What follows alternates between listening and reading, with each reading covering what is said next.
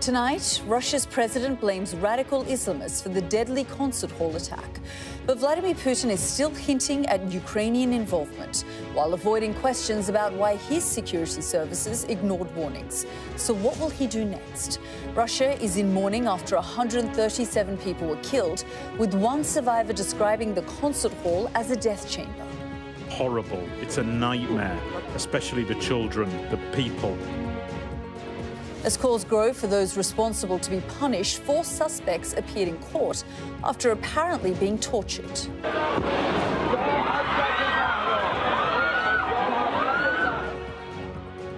Tonight, we'll take a closer look at the offshoot of Islamic State that attacked Iran and was planning to do the same in France. Plus, the draft resolution has been adopted as Resolution 27. Applause at the United Nations as the Security Council votes in favour of an immediate ceasefire. The resolution passed after 5 months of wrangling. 32,000 people have been killed in Gaza while the diplomats negotiated. And tonight, the split between Israel and its closest ally grows ever wider. A bit later in the programme, we'll be live in the Haitian capital hearing from ordinary people who were forced to uproot their lives to flee gang violence, and why one of the world's best-known footballers broke down in tears before a match against Spain.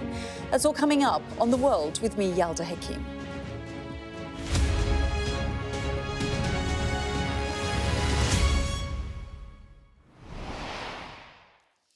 Good evening. If you were to believe the Russian president, then the attack on a concert hall in Moscow on a busy Friday night was carried out by Ukraine, aided by the West.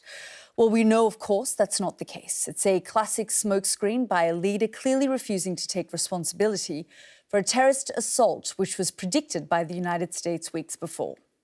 137 people were killed in Moscow, their deaths exposing the intelligence failures made possible when 2 countries don't trust each other.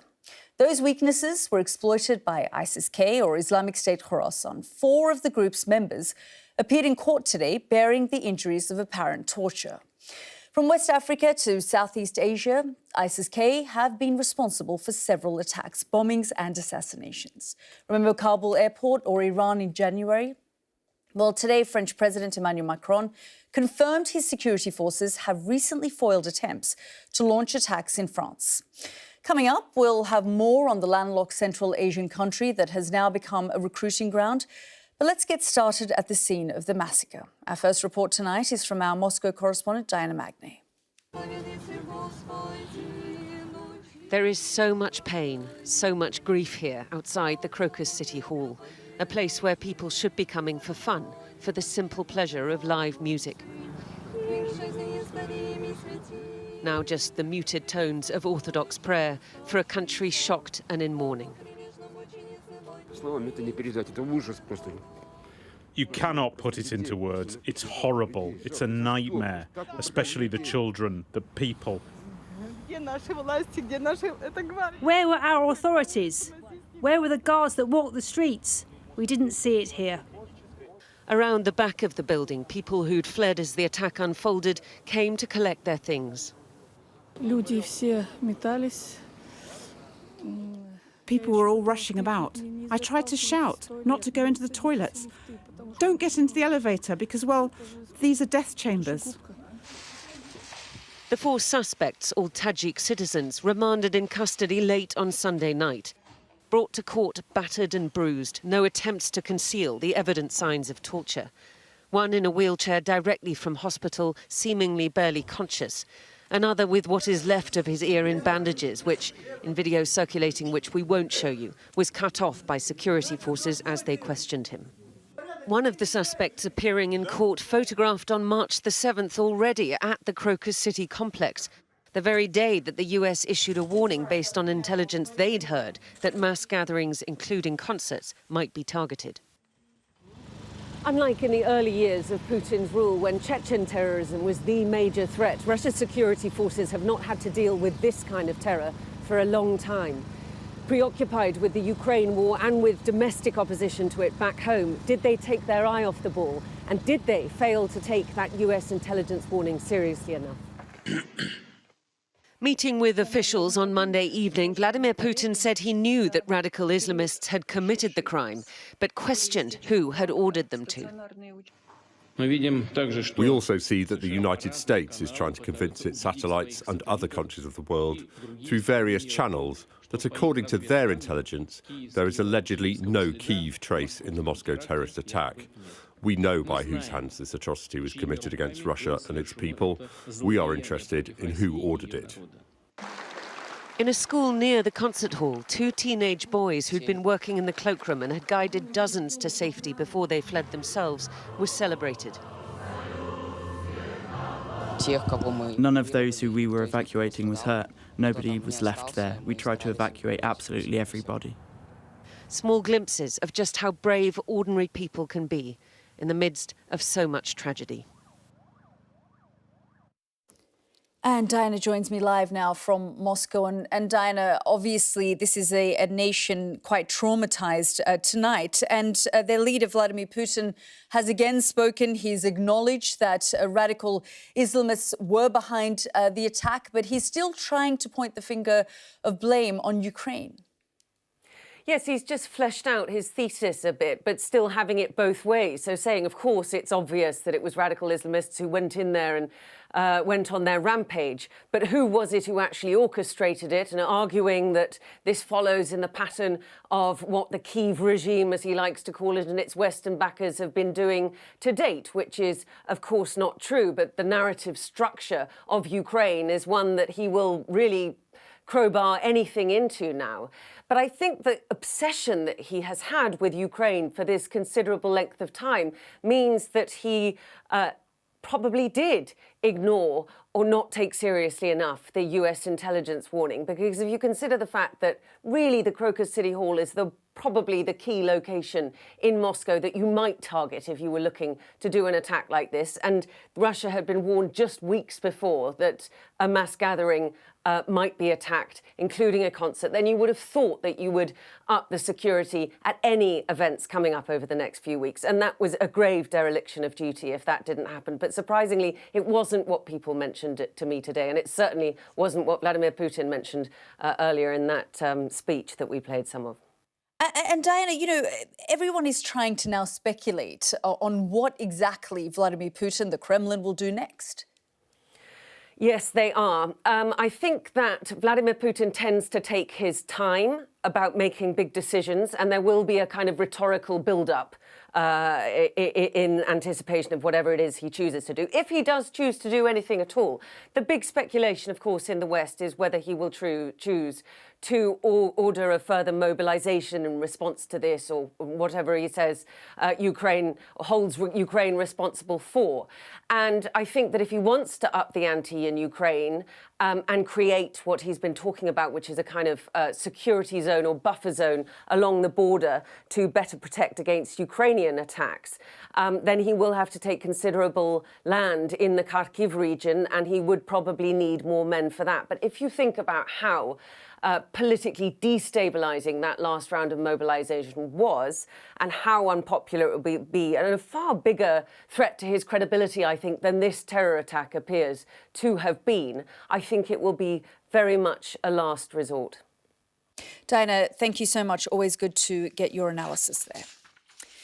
So, what do we know about the group Islamic State Khorasan, and what other major attacks have they claimed? I've been having a look. Have a look.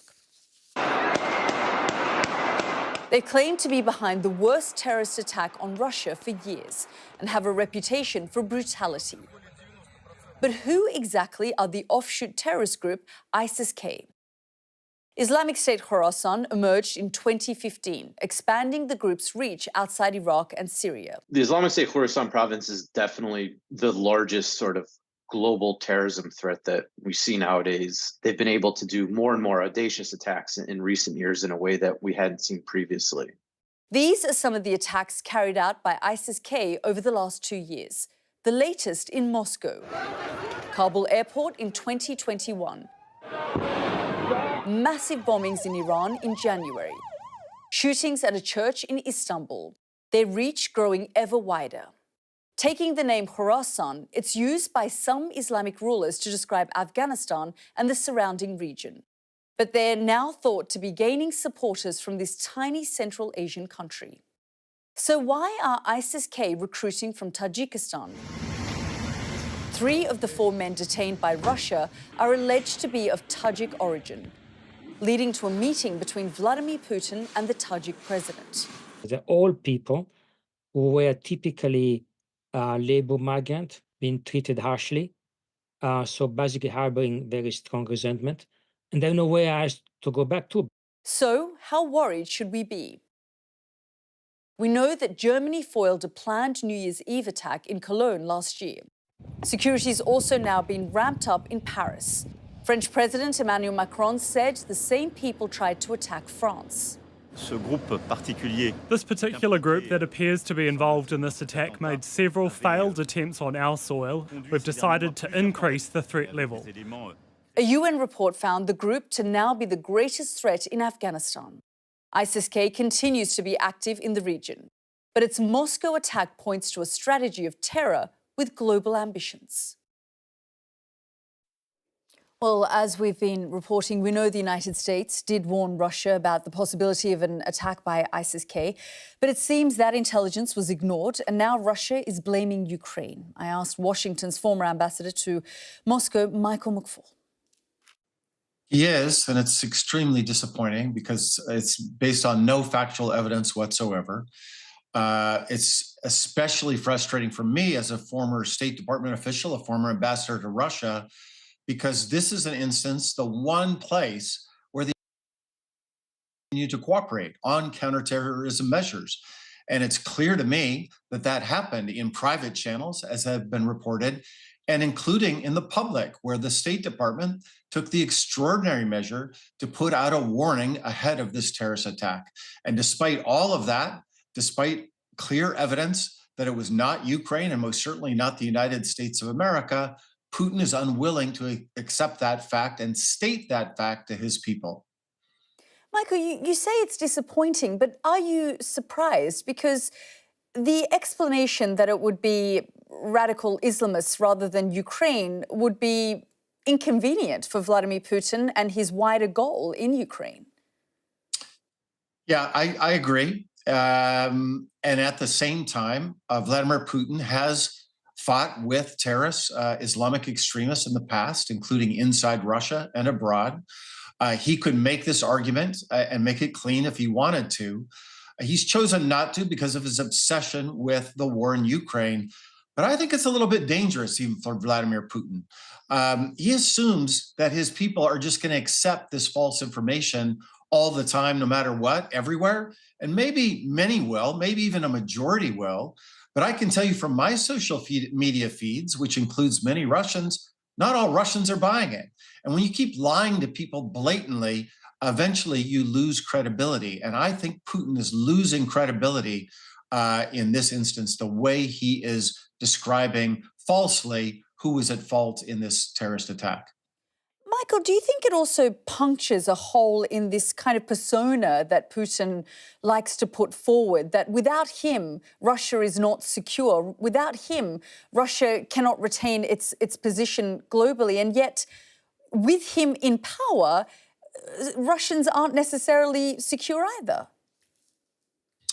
I think that's a great point. I think the majority of Russians who are loyal to Putin, who watch his television stations, will think that he is still the strong man. He is the right guy to deal with these kinds of terrorist attacks. At the same time, again, there is an undercurrent debate in independent media circles in Russia, mostly outside of Russia, but Russian organizations, which are making exactly the point you just made. Lots of people are beginning to, especially Russians on the outside of Russia, I want to emphasize, are beginning to connect those dots. And Michael, there's a lot of questions being asked around what will the Kremlin do next? What will Putin do next?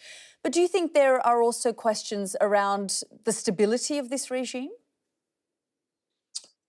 Well, what he's already done is he's continued his terrorist attacks against Ukraine. And I think that's very important for people to remember. We are rightly focused on this horrific, horrendous thing that happened in Moscow. And my condolences to the family and friends of those who lost loved ones. But every day in Ukraine, there are terrorist attacks. And we know who are launching them. It's Vladimir Putin. I suspect he'll continue to do that. Whether it leads to instability inside Russia, I'm not sure it'll do that anytime soon. He's created a very strong authoritarian regime inside Russia. He's already cracked down on all of his opponents. He arrested and then killed his most important opponent, Alexei Navalny. So I'm not expecting that anytime soon. But if it lingers and things like this continues, it will eventually raise doubts about whether Vladimir Putin's way of governing is in the best interest of all Russian people. Michael McFaul, thank you so much for your time. Thanks for having me. That was the former US ambassador to Moscow, Michael McFaul. Let's bring in tonight's studio guest, political risk consultant Livia Paggi, who has lived in Russia and Tajikistan, and the broadcaster and commentator Jonathan Sacerdoti. Thank you both for joining us. Livia, I'll come to you first. I mean, terrorist attacks in Russia, it's not something new for the Russian people. It's just the fact is that we've got Vladimir Putin now pointing the finger of blame at Ukraine. That's right. I mean, Russia, even looking at Russian history, we've had the Soviet invasion of Afghanistan, then we had the war against Chechnya, then we had Russia playing a key role in Syria, ultimately backing Assad when the U.S. decided not to go in permanently. And the attack is very much now a repercussion, probably, of Russia's involvement in Syria. So certainly this is something that Russia has been combating, and Putin very much saw himself as even the guarantor of European security, wanted to collaborate with the West fighting Islamic terrorism. Do you think in some ways it's punctured a hole in that perception of Putin? I mean, certainly what's punctured the hole is the fact that after the conflict in Ukraine, certainly there's no collaboration left between the West and Russia around this kind of security issue. So I would say that's the breaking point. The Russian population, I mean, I think it's quite mixed. Some will believe it's Ukraine. There's a lot of conspiracy theories. Some will also know very well that it is probably, most likely is a terrorist attack from ISIS-K. Jonathan, the US intelligence community have said they have a duty to warn, even if it is their adversaries. They did it in January with Iran, where there was an attack that ISIS-K claimed responsibility for, and now this time as well. But as Livia was saying, I mean, this shows just complete breakdown in that kind of communication. I think Islamic jihadi terrorism is something that is a problem for the whole world, and it doesn't exclude Russia, doesn't exclude Europe, doesn't exclude America.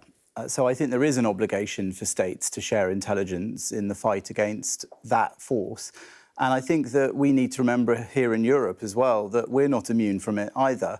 The attack that took place in Moscow is not dissimilar to the attack that we saw in the Manchester Arena bombing or the attack in Paris at the Bataclan. Both of them, I remember reporting from the scenes immediately afterwards. They're horrific. And this kind of horrific terrorism that is taking place around the world is a shared threat, despite the animosity we might have to some of the states where it's taken place. So I do think it's important that the intelligence is shared. And yet, I don't think that intelligence is necessarily enough, because intelligence is all about interpretation. You may have intelligence that something might be happening or that there is movement or noise about something going on, but that doesn't mean you can necessarily prevent it. So in the longer run, I think it's an important thing that we should counter the forces behind the terrorism more conclusively so that these terrorist events don't take place and aren't successful. I mean, the US president, and in their sort of, national security documents, they said some years ago that the war on terror is actually over. We're focused on great power competition with the likes of China, for example, and Russia, and that this issue has been contained. It was one of the reasons why they said they were happy to leave Afghanistan as well. I mean, absolutely. And now we're really seeing it backfire. I mean, certainly all of this is in part, ISIS-K has very much been strengthened as a result of the U.S. retreat from Afghanistan. And certainly this is a power vacuum that the U.S. has left. And this is what we're seeing as a result, I would say. I mean, what we're also seeing is that if the United States were to now work with the likes of Russia and Iran and the Taliban. I mean, it's sort of a case of my enemy's enemy is my friend, because they're dealing with the same issues. Well, I think that the retreat from Afghanistan is an interesting point to mention, because by retreating from Afghanistan, we allowed ISIS-K and Islamic jihadism to reform and re-strengthen there and carry out these attacks around the world. And that is, in effect, what Israel is saying about Rafah, which is, if you don't let them finish Hamas off, another Islamist, Islamic jihadi organisation, if you don't let them finish them off in Rafah, then the same could happen there. And I think that looking at Russia and what happened just now with ISIS-K, there are maybe lessons to be learnt for elsewhere in the world about actually fighting the true nature of Islamic terrorism. We're going to come to the Middle East in a moment, but just to stay on the point of Russia and how to deal with this, you've also lived in Central Asia, you've worked in and operated in places like Tajikistan. Many would question now, why Tajikistan? Why are 3 of the 4 attackers Tajiks? But actually, Uzbekistan, Tajikistan, even Afghanistan, as we've been talking about, are vulnerable because they are weak, poor states. Yeah, absolutely. Tajikistan is the poorest of the Russian post-Soviet republics. There's approximately 2 million migrant workers in Russia, and those are the official numbers, but there's probably many more. And also Tajikistan, as you know, shares a very long border with Afghanistan. The border is very porous. So in many ways, the Tajik population is quite vulnerable for recruitment to this group. There's vast amounts of racism in Russia against Central Asians. They're hardly recognized. Even now, there's been reports right away that there's been retaliations in Moscow against Central Asian communities on the street. They're scared to go out, which is just very much demonstrates how bad the conditions that they're living in. And that certainly makes them much more vulnerable to being recruited, to helping the fight against Russia. Just very briefly, Livia, do you feel now that Vladimir Putin thinks he needs to do something? It's very difficult to know what his next moves will be. He will certainly probably try to wait and work out his next steps. I mean, there's a possibility that he could use this to escalate in Ukraine. We've seen him in talks with Central Asian leaders. There's also been, talks that he could be cracking down, investigating more Central Asian communities, cracking down on migrant communities and trying to do further interrogations, which would be very brutal. Yeah. So we'll wait and see. We'll wait and see. Yeah. Livia, Jonathan, we'll keep you right here because we've got much more after the break. You're watching The World with me, Yalda Hakim. Still to come, could fighting in Gaza come to a stop? We look at the significance of this moment at the UN as the United States chose not to stand in the way of a vote demanding a ceasefire.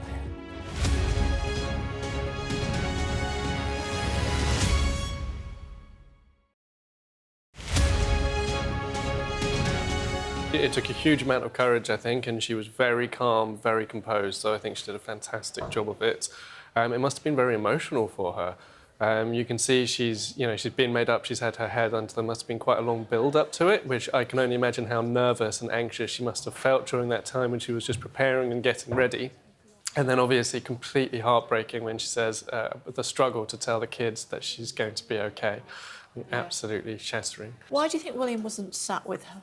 I personally think that was the right call. I mean, some people have had a go at him on social media about this. Yeah, surprise, surprise. Yeah. But after all the speculation and people saying, the photoshopped Mother's Day picture, I think it needed to be really simple, just her by herself telling her story with nobody else in the frame. I think it was actually a mistake to have the kids in the Mother's Day picture.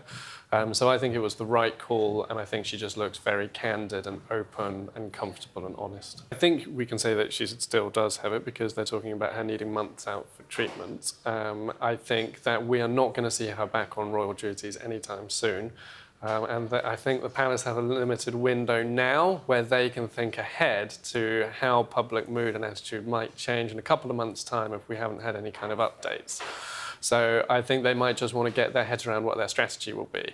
Obviously, most people will simply be concerned that she's okay and will want her recovery to be going well. and we'll just be worried about her. But obviously there is this contingent of people on social media spreading conspiracy theories. We know that a vacuum is coming because they don't want to give a running commentary. So there will be a period of time in which people will be comfortable with that vacuum. But after a while, questions will start getting asked again. And, you know, there's already people marauding around social media claiming the videos are AI-generated fake and all that kind of stuff. Which is absurd, completely absurd.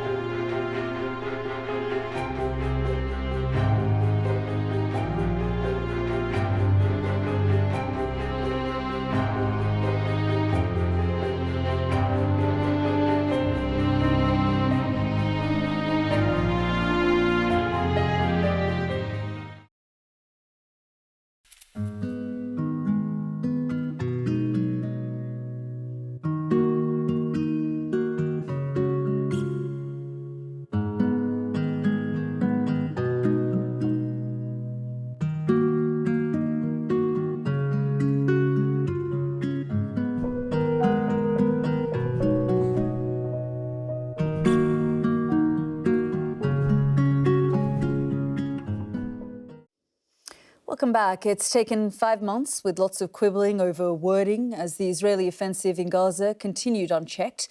The UN Security Council today passed a resolution demanding an immediate ceasefire, with the United States abstaining from the vote. That provoked an angry response from Israel, who said they'll keep fighting until all hostages are released. Hamas has welcomed the move. Here's our international correspondent, Alex Rossi. The result of the voting is as follows: 14 votes in favor, 0 vote against, 1 abstention. After months of wrangling and failed resolutions, the chamber erupted in applause. 27-28, 2024. The difference this time, Israel's staunchest ally didn't use its veto, instead abstaining from the vote. We did not agree with everything in the resolution. For that reason, we were unfortunately not able to vote yes. However, as I've said before, we fully support some of the critical objectives in this non-binding resolution. The Biden administration's changing stance on Israel's actions in Gaza is hugely significant and represents a growing global consensus that the war must stop. The move has angered Israel. Prime Minister Benjamin Netanyahu accusing America of abandoning its policy of linking a call for a ceasefire to the release of hostages. His office has cancelled its delegation to Washington. Your demand for a ceasefire without conditioning it on the release of the hostages not only is not helpful, but it undermines the efforts to secure their release. All members of the Council, all members should have voted against this shameful resolution. The immediate ceasefire resolution for Ramadan is difficult to enforce legally, but the humanitarian situation in Gaza is becoming more catastrophic by the minute. In the enclave, the death and destruction is relentless. As they weep over their dead, they've been waiting for the moment when the world would intervene. We want a ceasefire that allows us to return to our homes. We have become sick. We want safety. Unless it's complete, constant and permanent, anything less than that is not necessary. Today the war will stop and tomorrow we'll return to missiles, destruction and killing. This talk is of no use. Make no mistake, this is a major diplomatic moment. One Hamas has welcomed. The White House, though, was keen to temper expectations. While the hostages and Hamas remain, the Israelis say they have no moral choice but to continue their campaign, even if it means going it alone. Alex Rossi, Sky News. Well, let's bring in our US correspondent, Martha Kellner, and just picking up on what Alex was saying there, that Israel perhaps now feels like it will continue and it will go in it alone. This rift that we're now starting to see between the United States and Israel, Martha.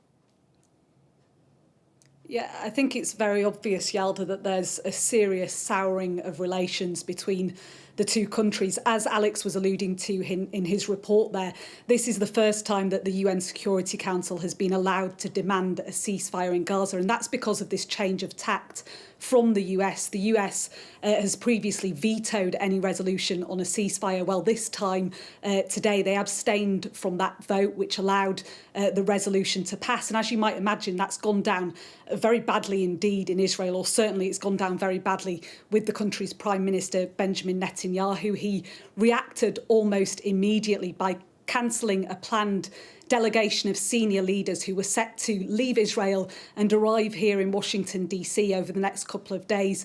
They'd come here at the behest of President, or they were coming here at the behest of President Biden. He wanted to discuss with these senior Israeli leaders alternatives to a planned ground operation in the southern Gaza city of Rafah, where many Palestinians are seeking refuge from the onslaught in other parts of Gaza. Well, Benjamin Netanyahu says those meetings are not going to happen anymore. He released a short statement calling the US's abstention from the vote a retreat in position, which he says gives Hamas hope that they can continue what they're doing without the release of Israeli hostages. And this comes just a couple of weeks after, I'm sure people will remember, the Senate Majority Leader, Chuck Schumer, who's the senior Jewish official here in the United States. He called for the ousting of Benjamin Netanyahu, who he said was an obstacle to peace in the region. So certainly evidence that this relationship between the US and Israel is growing more strained by the day. And Martha, what has the White House said? The White House responded almost immediately in turn to Benjamin Netanyahu, Yalda. They say they're perplexed because they say their position hasn't fundamentally changed on Israel, on Gaza, or on calls for a ceasefire. This is what the White House spokesman John Kirby had to say. It's very consistent with everything that we've been saying we want to get done here. And we get to decide what our policy is. The Prime Minister's office seems to be indicating through public statements that we somehow changed here. We haven't. And we get to decide what our policy is. It seems like the Prime Minister's office is choosing to create a perception of daylight here when they don't need to do that. So again, no change in our policy. Interestingly, meetings have gone ahead today between the Israeli Defence Minister Yoav Gallant and his opposite number here, Tony Blinken. He also met with the National Security Advisor, Jake Sullivan, discussing, among other things, the situation in Rafah. But certainly that relationship between Israel and the United States growing more difficult every day that this humanitarian crisis continues in Gaza, Yalda. Martha, thank you so much for that update. Let's bring in our studio guests now. And Jonathan, I'll come to you first. It does feel like tonight Israel is very much isolated.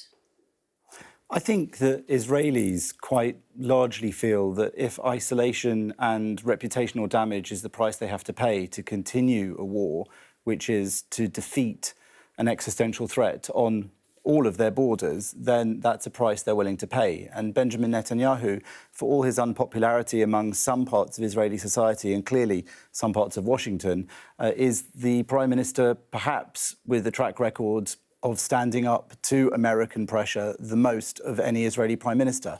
Do you think, though, the price that Israel, and the Palestinians had to pay for this, 32,000 Palestinians dead, is this, do you think, how Israel should have conducted this operation, given they were the victims of October the 7th? And now, 5.5 months later, the world has more or less told Israel, what you're doing is not something that we find acceptable. Well, those figures, of course, are highly contested and are not by the, given out not by the State Department, not by the Pentagon, not by all of Israel's allies who are now echoing these numbers. Those figures are given out by Hamas. Well, are you saying that the Pentagon is picking up what Hamas is saying and running with it? They are using these numbers now. Yes, I am. Those numbers are being given out by Hamas, and they've been demonstrated quite effectively by statisticians and others to not be consistent within themselves, as they've gone up in certain days. Certain daily counts of those very figures given out by the Hamas authorities have shown more women and children dying in individual days than total people who have died in that day. So they are literally inconsistent within themselves. Well, but back to your original question. Let's go to the back to your original question, because, you know, undoubtedly there is suffering in Gaza and there is death. Israel, of course, says that it didn't want this war, but what it's done is conduct a military campaign that's been actually, in pure military terms, quite successful so far. The debate has been over whether they should be allowed to go into Rafah and continue. I mean, you're saying that, but we've had, you know, US four-star generals criticising this entire operation. The Americans, the Pentagon, the State Department, the White House have all said they don't want Israel going into Rafah without an actual strategy. They're saying there is no strategy. That's absolutely right. I think Biden from the beginning has warned Israel that he's playing a very delicate balancing act between backing the operations, backing Israel and its right to defend itself, but also saying, you know, we need a proportional response to some extent. And also, I think what's really coming out is that Biden really has to play the issues for his domestically, right? He has a voting base where he has a large Muslim population, which are voting for him. There's a large Jewish population. But do you think the Americans have also played their cards badly in this? Because when you look at the outcome of this, the hostages haven't been released, the 130 or so that are believed to still be in Gaza. Including Americans. Including Americans. The number of Palestinian dead, the number is 32,000 that we're being told, and the Americans are using these numbers now. We've got a situation where, you know, Hamas is not destroyed. You know, the leader of Hamas, the man who did this, his head is not on a stake. And the relationship between Israel and the United States is estranged. I mean, absolutely. This is another real failure, I would say, in American foreign policy, actually. And Biden, although he's, you know, come out even when we was looking at with the withdrawal in Afghanistan and now this, I mean, I would say certainly there's really, his track record has been terrible and has had a lot of difficulty in managing this. And certainly it's backfiring enormously. And there's the election in the U.S. coming up, and it's going to be very close. And certainly what's coming across is that the Israel question could really tip the balance in Trump's favor. It's one of the issues that could tip the balance. The question then, Jonathan, is will Israel listen to these calls for a ceasefire? Are they likely to continue? Well, you've just come out. You've just left Israel. You were just there a day ago. What were you hearing there? So Israelis are fairly united in their determination to defeat the enemies that they are encountering, not just Hamas in Gaza, but also Hezbollah in the north. And when we're talking about UN Security Council resolutions, it's worth remembering 1701, which actually requires Hezbollah forces to be north of the Litani River in Lebanon. They're not. And as a consequence, the buffer zone that's meant to keep Israel safe in southern Lebanon has actually been moved into Israel. So Israel, in that respect, has created its own buffer zone, evacuating thousands of its residents from northern Israel. So there is this threat in all areas. The Security Council didn't mention anything about that today. And more broadly, I think if we think about Rafah, for example, Israel's determination to go into Rafah, you said that America doesn't want them to. So far, they haven't. And actually, what's happened is they've summoned. What's very interesting about it them to give a plan. They're saying there is no plan. Well, from my understanding is that there is a plan, but we haven't got the details of it. But what's interesting, I think, that's happened there is that in all that time they've talked about it, what Hamas did, of course, is move all their troops back north. And Israel has recently been engaged in activities in the Al-Shifa hospital in the north, which you'll remember they actually went into some time ago. They've arrested something like 500 Hamas terrorists in the Al-Shifa hospital, from whom they'll be getting excellent intelligence now, partly as a result of this back and forth over whether they're going into Rafah. If the Hamas forces were in Rafah, they knew where to leave. But you know, Jonathan, you say that this operation, from a military perspective, is a success. That's not what is being said globally, and that's why there is this pressure for Israel to stop. Do you think that they had another route or way of doing this? to be able to come out? I mean, as I said last time I was in this studio with you, Yalda, people who criticise the country for what it's doing often don't suggest a better alternative. And I think the United States is one of those critics that hasn't suggested something better. But I do think that there is tighter coordination between the US and Israel than some would believe. And some of this is intentional. I'm not saying it's all intentional. There's certainly a rift at the moment.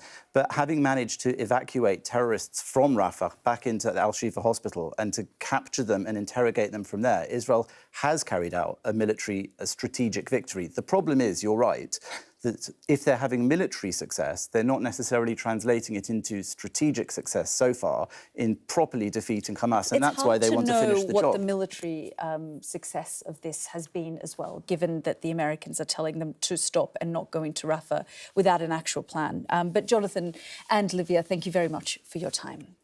This is The World with me, Yalda Hakim. Next up, life on the lawless streets of Haiti. Eyewitness reporting from our chief correspondent, Stuart Ramsey, who's on the ground in Port-au-Prince.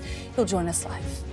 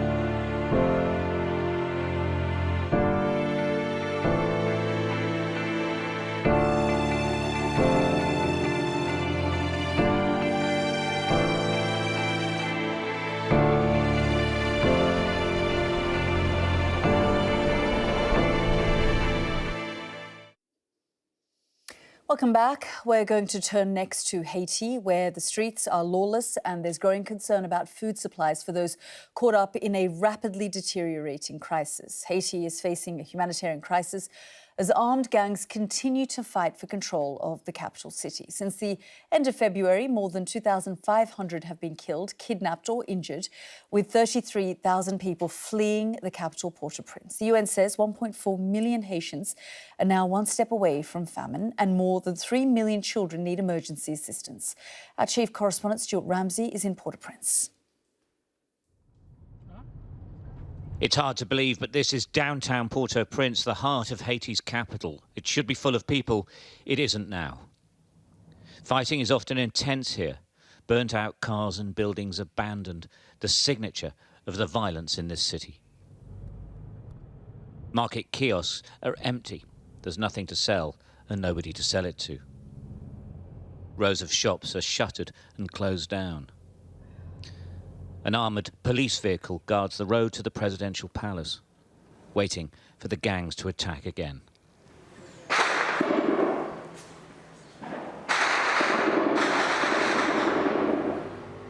Just a few days ago, we couldn't even drive here. We filmed from a nearby hotel as police and gang members exchanged fire. Armoured vehicles, riddled with bullet marks, now patrol the streets. This is why people have abandoned the downtown, and why they're fleeing in their tens of thousands, homes and businesses destroyed or taken by the gangs. Police officers try to direct the traffic away from the most dangerous areas, but it's still chaotic. The displaced, who are family in the provinces, pile their worldly goods onto buses. These people are heading south, but no routes out of Port-au-Prince are safe. Tickets out cost a fortune because the drivers have to bribe the gangs. Even then, there's no guarantee of safety from robbery or kidnapping, but staying isn't an option. Those who have nowhere to go and have lost their homes cram into schools and colleges. Children shelter under school desks. Education long since abandoned in these places. Gaunt and frail two elderly ladies ask us for food. They say they're starving, rubbing their stomachs. Food aid does get here, but there is never enough. There are simply too many to feed. Incredibly, there's 6,500 people living in this school, and this is by no means the only school that is absolutely rammed with people. Many of these families have moved multiple times. They were in refugee centres, the gangs came and moved them on multiple times. And they're all here because of the gang violence. Whole families are now camping. Most here have lost everything. They're basically stuck, their lives destroyed by the gangs. We're on the run. The gangs chased us out. This is our third camp. It's the third time you've had to move. Why do the gangs push you out of your home? We don't know. All we know is we are on the run. Our houses have been burnt down, and we're on the run. And we're not living. There's no life. We're in misery. We don't sleep. We're stressed, and we don't have enough to eat. With no government, no law and order, and civil society barely functioning, the people of Port-au-Prince are in the midst of a storm of insecurity. Society is falling apart, say those who are trying to help. They're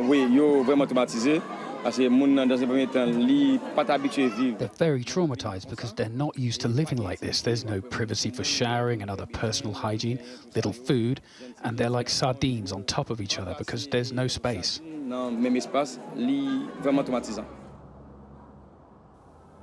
What should be a beautiful Caribbean country with a vibrant capital is stuck in a vortex of violence, poverty, lawlessness, and a leadership void. They're praying things get better, but many here fear it could actually get worse. Stuart Ramsey, Sky News, Port-au-Prince. And Stuart joins me live now from Haiti's capital, Port-au-Prince. Stuart, really good to see you. I mean, it really does feel like nowhere is safe. No, it really doesn't. Actually, I've been here a lot in the past, but I say that this is possibly the most tense that I can remember it. Downtown today is just plain scary, to be honest. And the reason for that is you don't know when the violence is going to flare up, and when it does, it is very violent, comes very quickly. And it doesn't, you know, in the city itself, if you're driving around, some areas are just simply no-go areas. Areas that I used to visit regularly, you just simply can't go there because of the gangs there. And of course, the real effect of all of this is the sheer volume of people who've been displaced. And that's the problem for the people who live here. They've lost everything. They've lost their homes. And as we saw in that report, they're in schools, basically just surviving. So it's really grim, really grim. Stuart, I mean, just reading your online piece, for example, you know, looking at the fact that people just step around or move around the dead bodies, many family members can't even retrieve the dead bodies of their families because they're so afraid. Yeah, they're afraid also they don't want to retrieve them sometimes because they simply couldn't afford to remove the bodies or to bury them. So they hope that NGOs passing by will pick the bodies up. But it is a remarkable thing. We see it every day now, actually, with people literally walking past bodies, stepping over them. Where a body was yesterday, there's now a fruit store there. It's quite bizarre. And I think what it means is that the society is being inured to what is happening here because death and destruction is just absolutely common, and just surviving is hard enough. Worrying about the dead is something to think about perhaps when you can feed yourselves. That's a sort of deterioration that we're seeing here. The society is sort of falling apart. It's been hard here for years and years and years, of course, but it's very, very dangerous now and very tough living here. And Stuart, I mean, at this stage, it doesn't feel like there's any end in sight. No, there's meant to be this council that's forming itself. It's got 7 members, an interim government that will then set elections. The former Prime Minister, who's not here anymore, he's in California, actually, Ariel Henry. He will step down formally when that committee convenes, but they haven't actually agreed all the membership yet, and they haven't said what they're going to do and when they're going to start. And of course, the gangs have already said that they're not going to support this, even though they originally claimed that their sort of uprising against the authorities here was to get rid of Henry. Now they're saying, well, we don't like what's going to happen here now either. So, I mean, we really are in a deadlock. The gangs are very powerful. The police, we know, are doing their best, and we've met quite a few of them, but they're outgunned a lot of the time. And as I say, the nature of the violence and the power of the gangs means it's very difficult for the police to organise themselves and take them down because there is no one front line. It's absolutely everywhere. Terrifying situation there. Stuart, thank you so much for all of your reporting and for joining us. Let's turn now to football. One of sport's biggest stars broke down in tears today as he spoke about the racist abuse he's suffered from fans. Vinicius Jr., who plays for Real Madrid and Brazil, was speaking in a news conference ahead of his country's match against Spain. He's been the target of racist abuse there at least 10 times in the past 12 months. I arrive at every game with my head focused on the game in order to do my best for my team, but that's not always possible. I need to focus really hard, every day.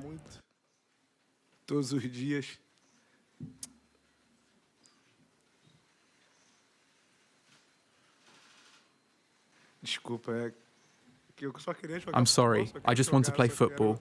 I just want to play. I just want to do whatever I can for my club and for my family.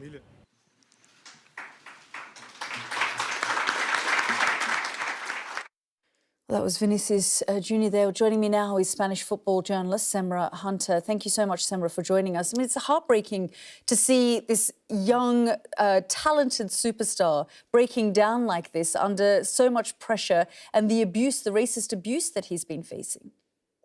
It is, and sadly, it's just yet another part of a very long story that's been ongoing for well over a year now in the case of Vinicius Jr. and the abuse that he's receiving over the last couple of seasons. There have been over 20 cases reported to the authorities as it pertains to racist abuse, racist chants that are specifically targeted to just him. And it does speak to a much wider issue with racism that is a big problem within football and wider society here in Spain as well. And it is very unfortunate because even though it does seem as though we're talking about this on a much more regular basis because it's happening with such regularity, still nothing is really coming of it in the sense of that there isn't really any consequences for those that are actually actively participating in this and making Vinicius Jr. come to tears, such as what we saw today. Yeah, I mean, that's the issue. a little while, we hear about these cases, and yet nothing is ever done to tackle and confront. In fact, the players are just expected to deal with it. It is, and it's such an unfair burden to put onto them. Clearly, he's in a position he doesn't want to be in, and a lot of that has to do with the fact that he doesn't really feel supported, or at least he hasn't felt supported for a very long time by governing bodies that should be really taking the responsibility for this, from the Federation, from La Liga, from his own club, from the media, from maybe international organizations as well. They've taken a very long time to respond to everything that's been happening to him. And it wasn't until the game last May at Mestalla against Valencia that it really sparked international outrage, that people in Spain really started to sit up and take notice and say, right, actually, we do have to do something about this now. We don't know if it's just lip service. Until now, it pretty much has been, unfortunately, because there have been a lot of reports that have been taken to the relevant authorities in the government to actually do something about this, looking at it as a criminal investigation, as a hate crime, but still no official trial has ever come to take place as of yet as it relates to racist abuse in football in Spain. Yeah, a really difficult situation, as you say, very little changes. We talk about these issues, about these players being target of racist abuse. In the case of Vinicius Jr., at least 10 times in the past 12 months, but very little has changed. Semra, thank you very much for joining us here on the programme. Thank you for having me. Well, that's all for tonight's programme. News at 10 is next, with more on a significant day at the UN and more on China's alleged interference in UK politics. We're back tomorrow at 9 p.m, so do join us. But for now, good night.